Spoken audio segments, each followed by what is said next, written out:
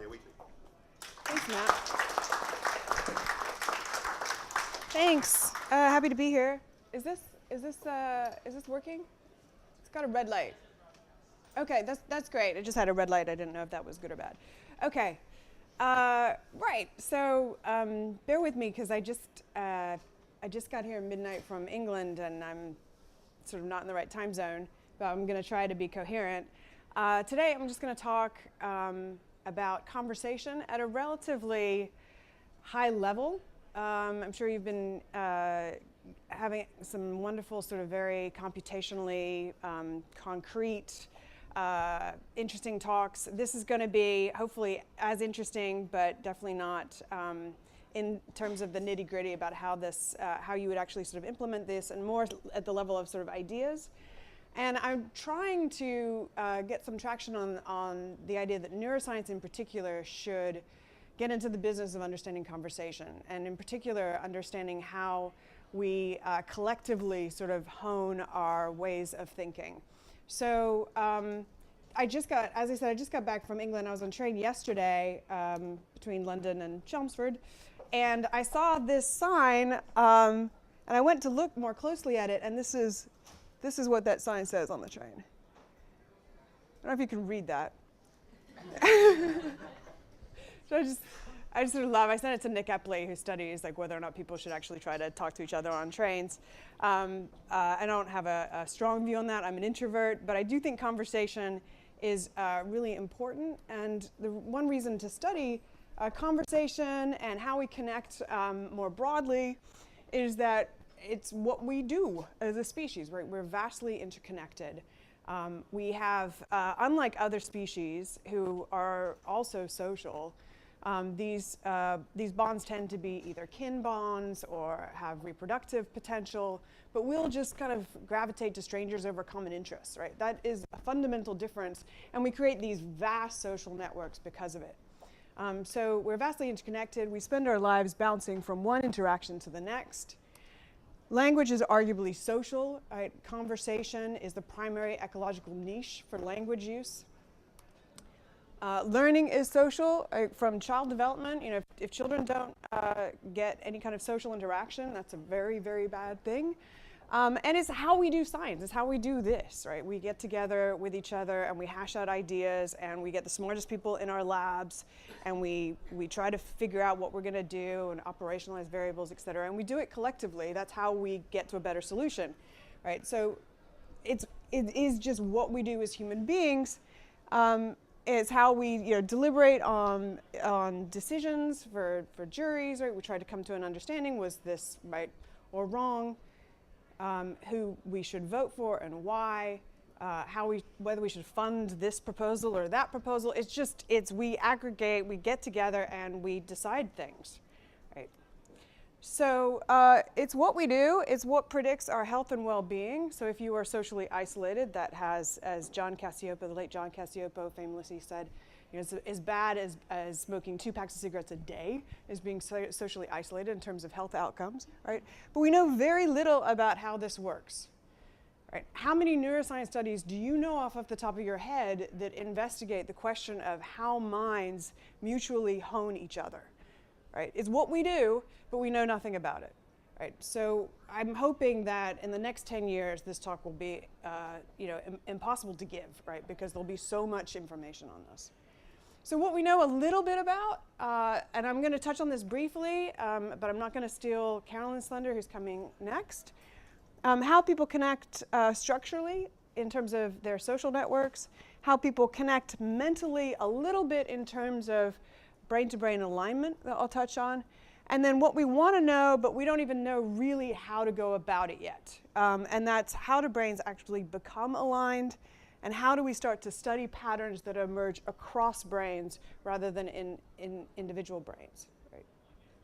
Okay, so I'm going to start here, but only just very, very briefly. So how people connect structurally. So the idea here is that when you talk to a person, you're not talking to a person. You're talking to that person and everybody else they connect with, right? And as the size of the group increases, the size of the social complexity increases. And this is linked to an increased neocortex. So I'm sure you've seen this work.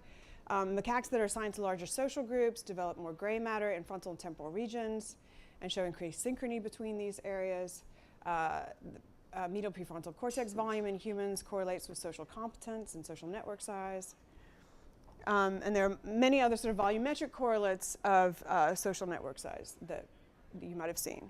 Right. So the idea basically is bigger brains, bigger networks, and there's a chicken and egg thing here that I won't get into, but suffice it to say that this had to sort of increase our cortical complexity as well.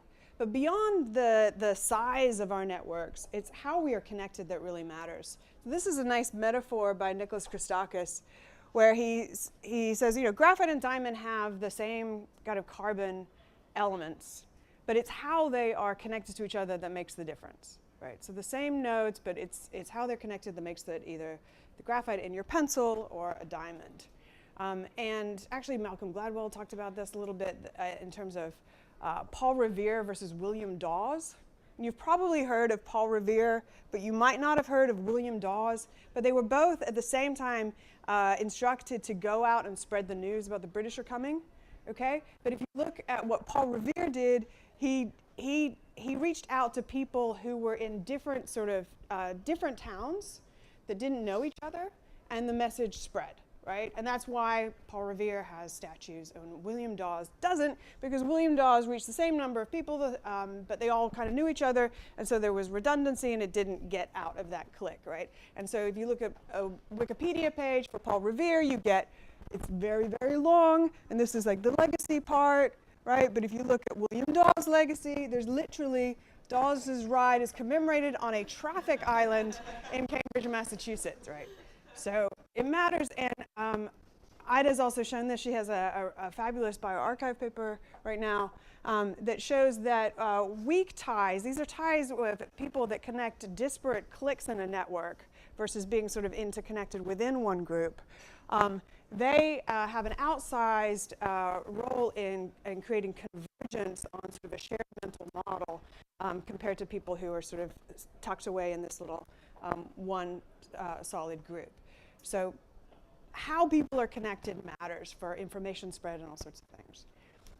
And I'll just shout out to Carolyn, who's going to be talking about some work we did looking at the differences between how people are connected and what it means for their brain activity, but I'm not going to say any more about that because she'll talk about it. We also know a little bit about how to study minds coming into alignment, a little bit about, on the sort of back end of this, how people who are listening to the same information or have the same interpretation, you can see sort of neural alignment versus people who have maybe a different interpretation, even if they're listening to the same information. And this is work that you probably all know about, pioneered by Uri Hassan. Also, I think the best papers are spearheaded by Janice Chen and Chris Honey. But now lots of people sort of look at intersubject correlation. This is one study that Janice did, for example, that shows that you can look at how synchronized speakers and listeners' brain activity are. And you can see that when people are first sort of listening to a story, those listeners are in sync with the speaker's brain activity. The brains of the listeners are in sync with the brains of the speakers telling the story. And then when you retell that story, you see also this sort of reinstatement of synchrony to another person who hadn't even heard the story before, et cetera. So you can start to look at how brains are aligned as a measure of being sort of on the same page. And our contribution to this is actually work that Bo is doing for his dissertation, which he's supposedly defending in, 2 days? Is he even here? Okay. How's that coming? Okay, all right. All right, Bo's work kind of connects the ideas that Ida's been working on, that conversation creates shared mental models with techniques with people from like Uri and Janice and Chris have pioneered that help us to see how brains come into alignment. So he's putting those kind of two things together. And the metaphor that I really like for this is that, as Bo calls it, conversation is like neurofeedback. It's what we do to align our brains to each other. And Uri shows this. This is a movie I took from Uri's TED Talk of metronomes. So you may have seen this. But if you put metronomes on a platform that is allowed to move so they can kind of talk to each other in a metaphoric sense. Let's see if I can get this. You can start them off at different places, but if you allow them to give each other feedback, then they become aligned.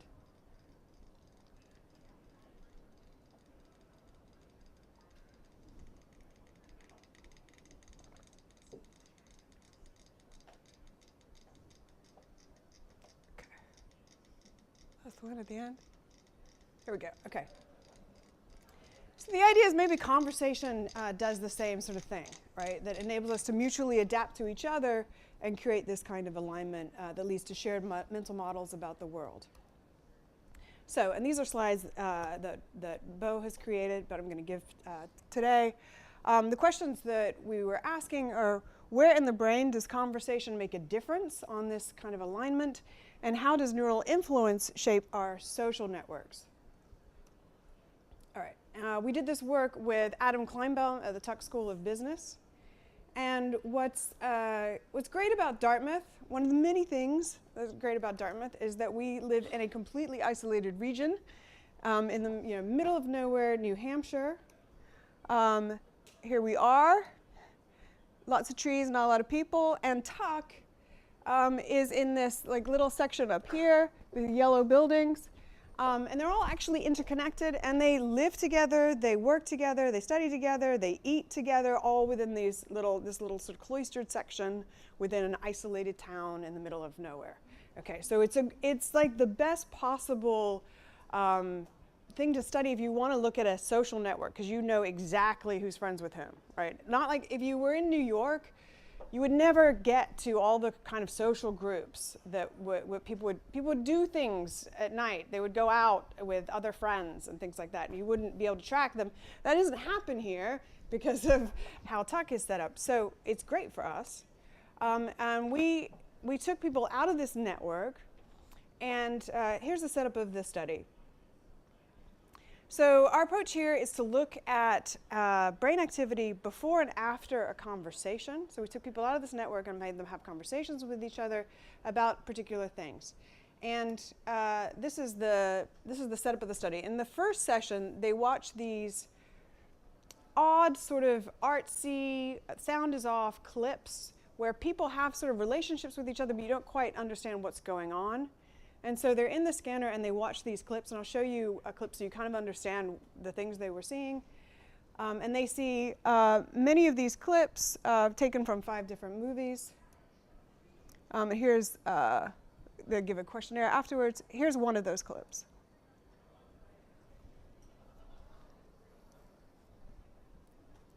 So you're trying to figure out what's going on here.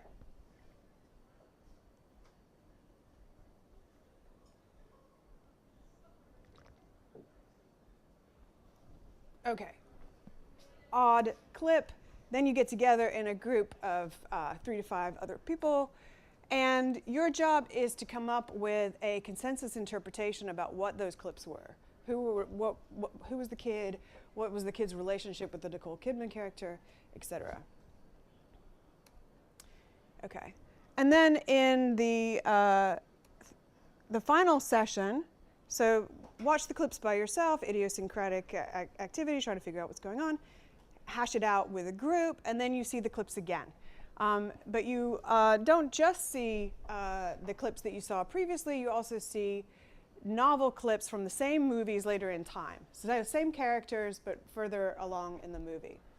And the question is, can we use techniques such as inter-subject correlation, and particularly with sort of hyperalignment from Jim, to look at this alignment taking place due to conversation? And the first answer to that, I think, is yes. So we can use these techniques to see how conversation synchronizes brain activity within groups. And we can do it by computing a correlation for all participant pairs within and between groups for all movies before and after conversation. There are lots of these different groups. They come up with very different interpretations about what's going on, and that's important. And we can look at the change in synchrony before versus after the conversation within and between groups. So we can create what is essentially a change map. So we can find how the brains sort of change, whether they come into alignment or somehow become out of alignment before versus after. And here's, I'm just going to, we have lots of ways to show this data, but as Bo pointed out in a recent talk, not a great way to show sort of just one map of what's going on. So I'm just going to walk you through a few different ways to look at this. So you can look at one group, and here's one group looking at movie one, and what the green is here are the areas where there's activity that has changed due to conversation. Okay. So we see a lot of brain areas that are affected after conversation versus before for movie one. Different brain areas, some the same, some different for a different movie, and another movie again. So you see this change based on conversation happening in various regions across the brain that differ by what they're talking about. So there's content specificity here. And you can look at the same movie across different groups. So here's group number one. After they discussed this movie, they came into alignment in different these brain areas in seeing it the second time. And here's group number two, same movie, but they come up with a different interpretation, and as a consequence, you see different regions affected by conversation, and group three again. So there's group specificity and there's content specificity as you would expect by coming up with different interpretations within groups. Just to kind of zoom in and show you sort of what this looks like on a time series kind of way. Here's a significant cluster for this one group. And here's the time series before conversation. Each colored line is a different individual of that group, right? As they were watching that movie, before they got the chance to talk about it. And here's the time series after conversation. I think just eyeballing it, you can see that there's more sort of coherence. It's sort of a calmer time series. And you can look at exactly where the change happened. So you can see it's sort of more scrambled up top, and then it becomes more clean. And this sort of change in intersubject correlation can be graphed as well, and we can start to interrogate what those peaks are referring to. Right. Okay. Sorry, I don't know what it. Oh, that's why I'm going backwards. That's what happens when you hit the back arrow. Okay. All right, so we can quantify the locations of these peaks, and if you look at this peak in particular, this is happening towards the end of that clip, and it's when people are seeing that movie again after they'd come to a consensus interpretation about who this kid is and what is important, that when they see this pivotal moment where he sort of collapses to the floor, they have the same lens through which they're seeing it now, right? So this group's conversation steered them towards using a particular cognitive process at that moment. Okay, so this is essentially proof of concept that we can use the techniques that are available to us with hyperalignment and intersubject correlation to start to investigate how conversation aligns mental models. And we can also see how being central in your network, being highly influential in your network, might relate to this ability to become synchronized. Can I ask a quick question about the previous part? Yeah. So do you have some way of ruling out the possibility that just watching the same movie repeatedly would have a similar effect in absence of the conversation? Yeah, there's a control group. Do you want to mention that?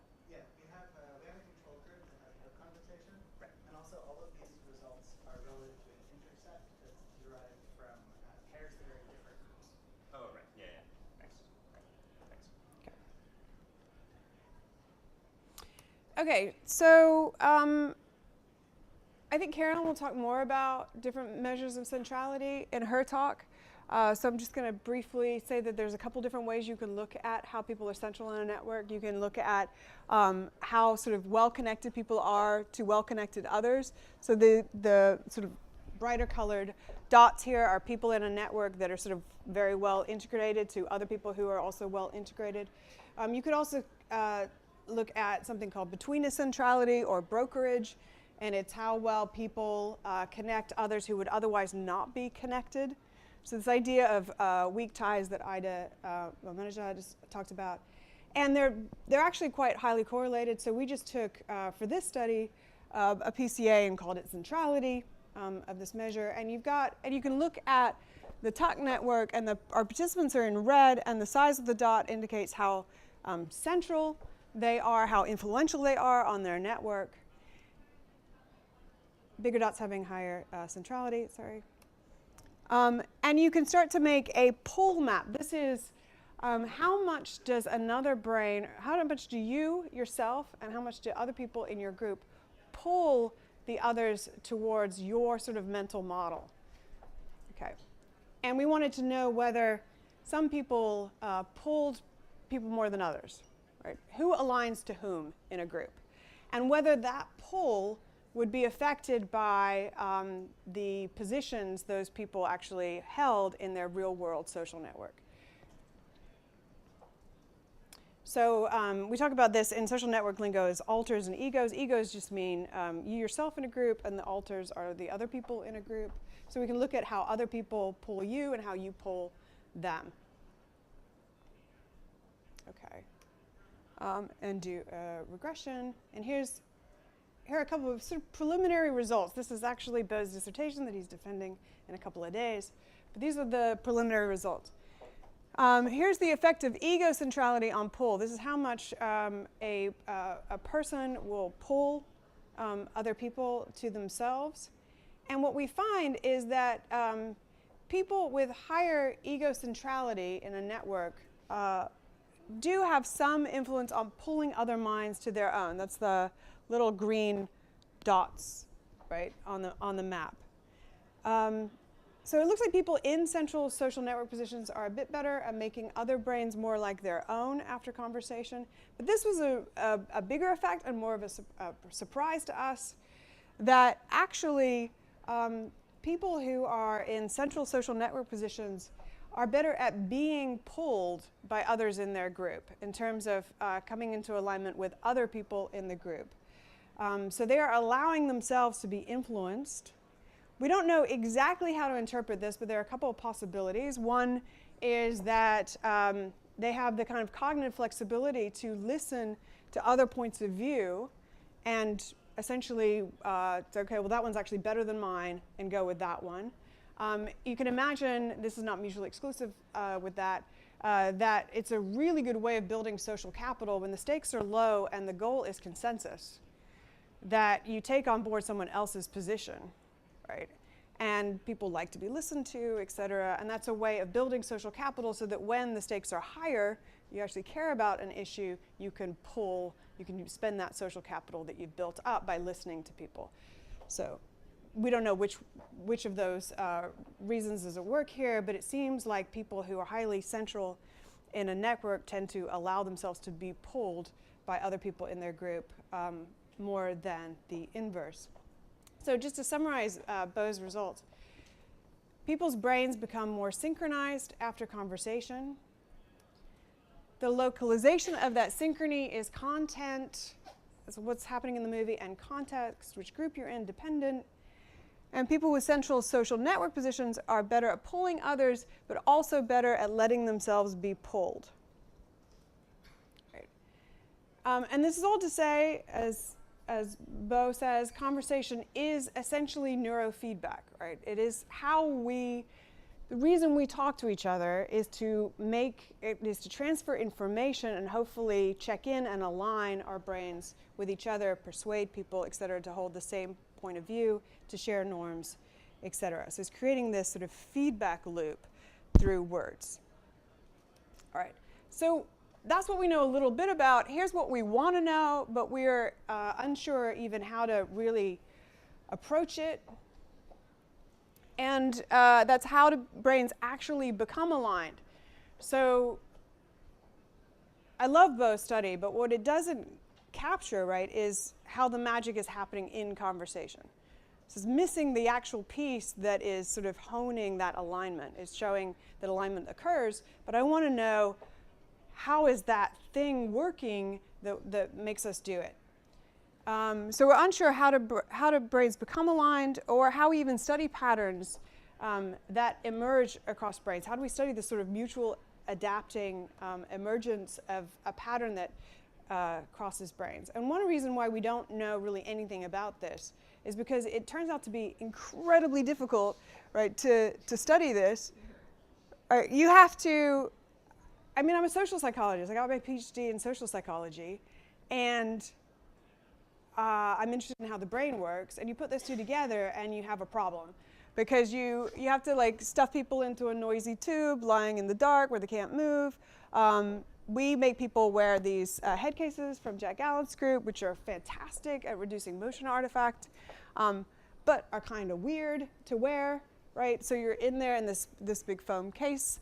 EEG doesn't get you much better. It's all a problem, essentially. And I'm hoping that the hardware issue hardware will be very different in 10 years for these kinds of questions, that we'll be able to move around, that we'll be able to talk. And I know there's FNIRS, and that's progress, but there's nothing yet that's perfect for what we're doing. And also the idea of studying sort of free-flowing conversation, right? We've all done studies where you do 40 trials of exactly the same thing, or 100 trials of exactly the same thing, with fixation crosses in between. And just having people talk to each other, and they could just go anywhere and they're never going to maybe repeat. It's really challenging, and this is sort of what I like in conversation studies too, because I think we're just now getting the tools to actually investigating conversation, and Emma Templeton in the back is doing this beautifully with behavior, but I won't talk about her work here. Essentially, you get real conversation in real life like this, right? Honey, I'm home. How was your day? Right? And then the person starts talking, right? And then if you're a scientist, you just stop them because you don't want to deal with transcripts and coding and anything, and you just point to a Likert scale and make them fill that out instead. So how angry am I on a 7-point scale? How happy am I? It's missing a lot, to say the least, right? And so how do you wrangle something like conversation into a neuroimaging study is very, very challenging.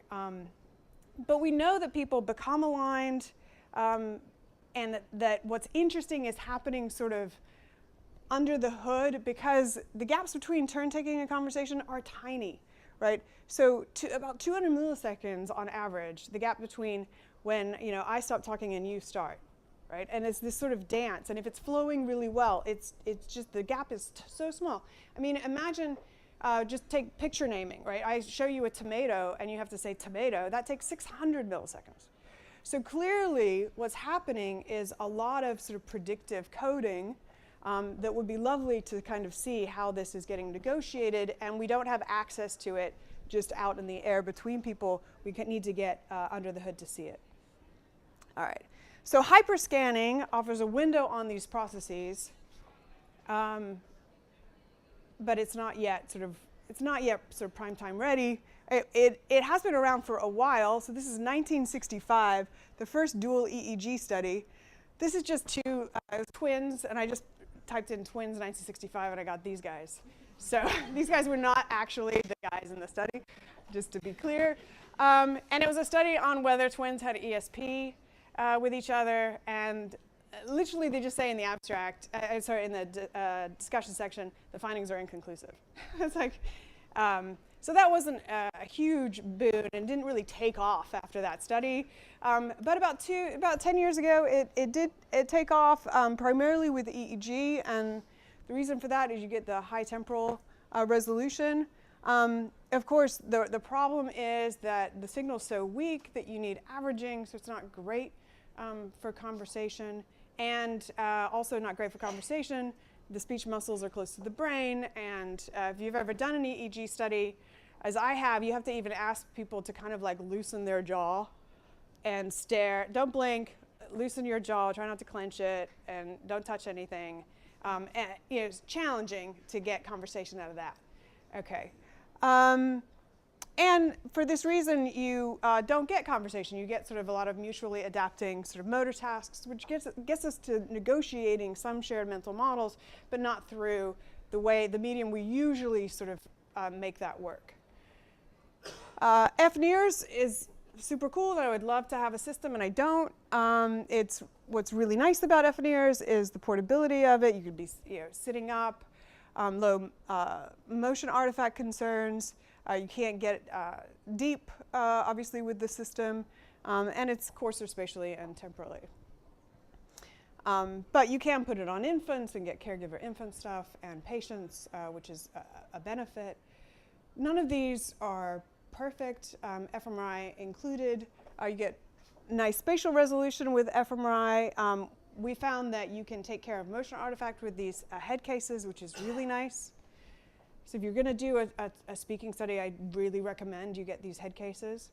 Cons are it's weird to have a conversation with someone lying down. It just frankly is strange. And whether you can get into a sort of a natural headspace of having a conversation, I think you can, but it's a little odd. There's no face-to-face interaction because there's one magnet at a time. I know that there's the one guy, I'm blanking on his name now, that has people lying right next to each other, so like basically their noses are touching. Who is that guy? Yeah. Right, but it's weird. That's still weird, right? Because you don't have a conversation lying down with someone like this. I mean, you have very particular conversations that way, but a lot of conversations aren't done that way. Poor temporal resolution, the asterisk there is a reminder that last year when Chris Honey gave a talk, he talked about how the temporal resolution of fMRI in terms of semantic activity may not be so much of a problem. Because if ideas are kind of transpiring on the course of seconds, then it's not such a big problem, right? If the sort of the movement of conversation is on the level of topics and ideas, and those move relatively slowly, then maybe this isn't such a big con. And here's one fMRI hyperscanning study done a couple of years ago. This is subject 1 and subject 2. Subject 1 sees a shape, a rectangle appear, and it has to communicate to the other. Subject 2 who does not see where that rectangle occurred, and has to communicate with, subject 1 has to communicate using eye gaze where the rectangle is, and they find that there's greater coupling for real pairs versus sort of permuted pseudo pairs for this, and the degree of coupling in right TPJ predicted greater real-world social network complexity between this measure of centrality. But it's suboptimal, right? It's two people lying there and one person's trying to look over here, and it's impoverished, to say the least. It's progress, it's an advance, but it's still impoverished. So we're trying to do better in terms of actually getting real conversation working across two magnets. I'm not going to show you any results because we don't have them yet, but we have scanned now 20 pairs of people with, so two people. This is work with Uri Hassan. We have an R01 together to do this. So there's two scanners with identical protocols. So we started off with a scanner in the basement of the psych building at Moore Hall and the scanner at the medical center nearby. And then when they replaced their scanner, while they were replacing it, we moved half of the conversation to Harvard. Actually, we got better results that way. So you just need, if you have access to one fMRI scanner, you just need a collaborator who has access to one fMRI scanner. At the end of the day, it's always going to be an internet hookup with fMRI, so you just have to, you can be in distant locations and get this done. And those people are wearing head cases, and they have special microphones and special earphones, so if you guys want to do that, we've worked out the logistics of it, and they transmit over the internet. And this is the study that we, oops, I don't know why those guys didn't show up. So here's the study. So we would, ideally at the end of the day, I would love to study just free-flowing conversation across two magnets and look at people's brains as they negotiate conversation. To make it sort of more tractable, we gave them a kind of a conversation task where the two people are, there are two conditions. One is that they have to basically create a story together. So Bo and I were in this study as a pair, and we'd get a prompt like a kid gets in trouble, and then go. So I have to start off, well, Billy's walking to school and he sees a dog, and I have to talk for 30 seconds. And then it's Bo's turn, and he has to add to my story, and then I have to add to what he said and build. It's a little bit like an improv game. So we're creating kind of a shared mental space of this story together. And the idea is that we hope to be able to describe that sort of shared mental space in terms of neural activity across our brains. But you need to stay tuned for that. Oh, and then we have, a control condition where I'm telling my own story, and there's turn taking. Bo then tells his different story that's individual, and we do turn taking, but we're just creating each our own story. Right. Okay. How do we study patterns that emerge across brains by this, in terms of this paradigm or others? We don't know. We have to stay tuned. And if any of you have ideas about how you might mathematically interrogate patterns across brains, mutually adapting patterns across brains. So we're talking to a lot of applied mathematicians now about what kind of approaches might be useful. If you have any input, I would be very happy to talk to you. And we want to move beyond brain-to-brain synchrony. Like that's where the field has started, and that's still the sort of the cutting edge. But it can't just be that our brains are locked in synchrony. Right? That would be a very boring conversation. Right? Conversation has to have fuel of sort of novel ideas, and that you kind of create something new together. So it has to be something beyond brain-to-brain synchrony. So that's why we're interested in these joint patterns.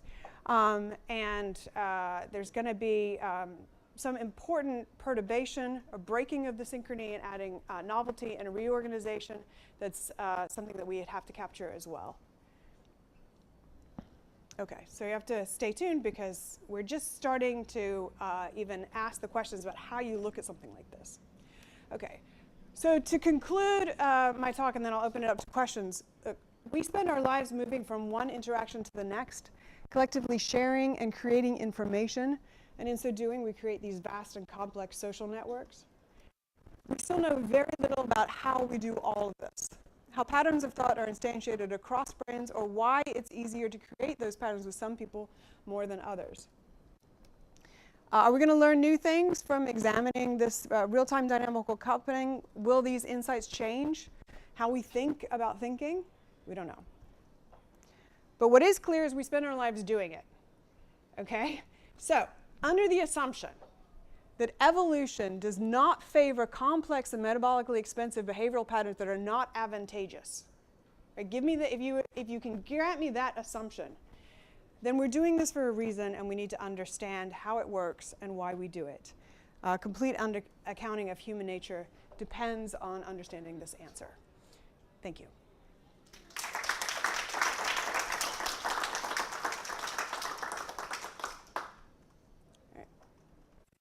Any questions or? Yeah. Yeah. So I'm not sure if this might be a question, but do you think that if we do hyperalignment across subjects, the transformation matrix that we get encodes any kind of synchrony across the subjects at all?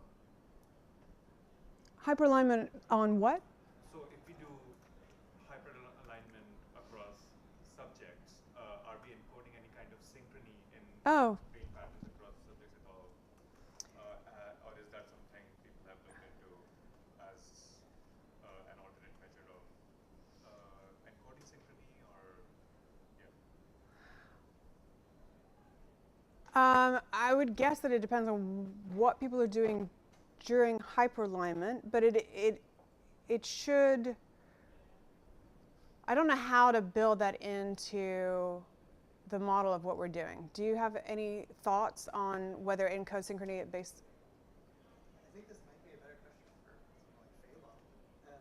But we've hyperaligned, and it improves the interceptor correlation pretty dramatically. But we haven't done any inspecting of the hyperaligned matrices themselves to see if there's anything interesting there, and there might be. Right. And it doesn't get rid of, it improves the inter-subject correlation after hyperalignment rather than sort of, being accounted for. There's some Yeah. people here working on that for their hackathon, not person, but on the block those things thing. Nice. Yeah. So with the push-pull, it shows the people that are more central tend to get pulled more than push. Do you guys measure things like self-monitoring, or like how much of a social chameleon they are to be able to like become different people in different social situations? Not in this study, but in other studies we've looked at. Carolyn, are you going to talk about that at all? Yeah, we do have the data, and it's definitely true that people who are brokers tend to be higher in self-monitoring, so they tend to be able to code switch with all different kinds of groups, and that makes them influential. And so I would guess that that is in the mix of, so because it's part of the betweenness centrality, which is in the PCA of centrality that we're looking at, that the ability to have that kind of flexibility must be important. But we haven't looked at it directly as how much of a self-monitor you are. Does that predict how much you're likely to be pulled by others in your group? And that would be an interesting question, and I think we can do it with the data that we have, actually. I'll let you finish your dissertation first, but yes, a follow-up. Okay. Any other questions or thoughts on how we might study across brain patterns? Yes, Rob. Go ahead, Rob. So in your study where you were having people look at the video, you had the conversation before the video, right? That helps them get it post. Yes, between. Between. Yeah. Do you have any sense of, or did you measure anything about who's driving the consensus? I can imagine there's some people who's, there's the movie critics, and everybody kind of falls into the movie critics' view of the movie because they're the expert, or there's somebody who drives the conversation. Do you have any data that?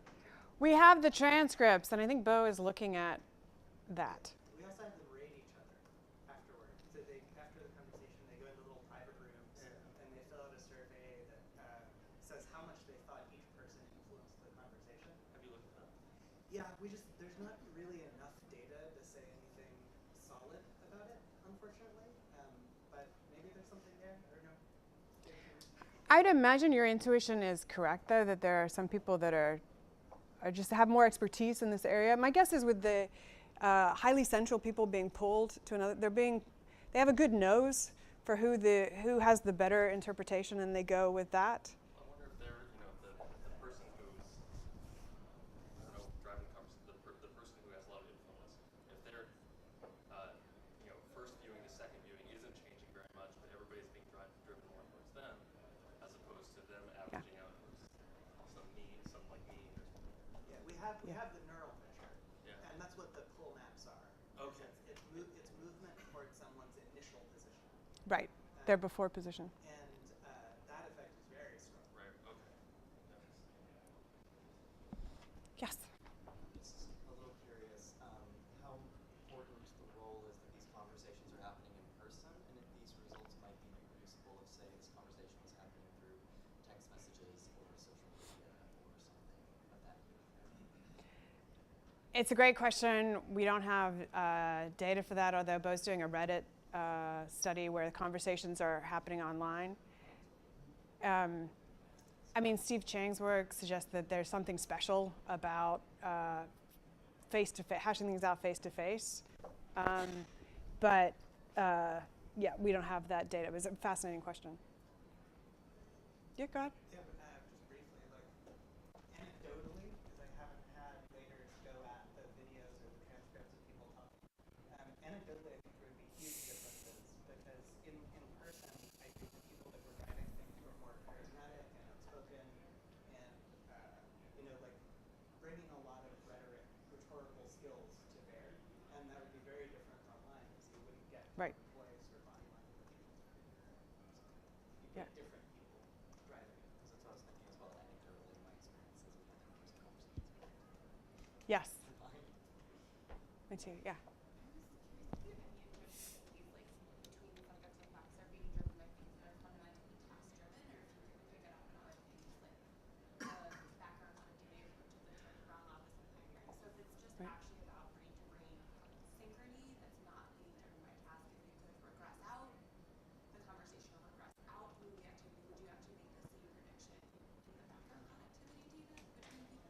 Yeah, it's a fascinating